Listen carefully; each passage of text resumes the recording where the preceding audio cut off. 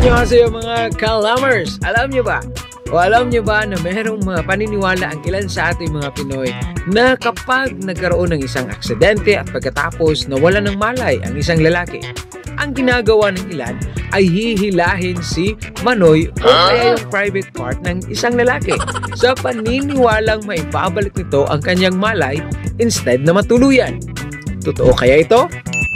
Actually, ang pagkaka-unconscious or fainted o pagkahimatay ng isang pasyente can be caused by things like low blood pressure, lack of oxygen, or kaya ay nagkaroon ng brain injury.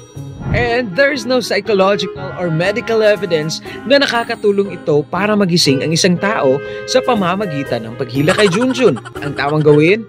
Make sure na nakahiga ang pasyente. Check kung humihinga pa ba siya. Kung hindi, mag-CPR agad. Most importantly, tumawag ng medical help. Kaya mga ka-alamers, ayusig pasagad o bira-bira dira kay basig masumbagan ka. It doesn't help at all. That's our 1-minute video. Now you know.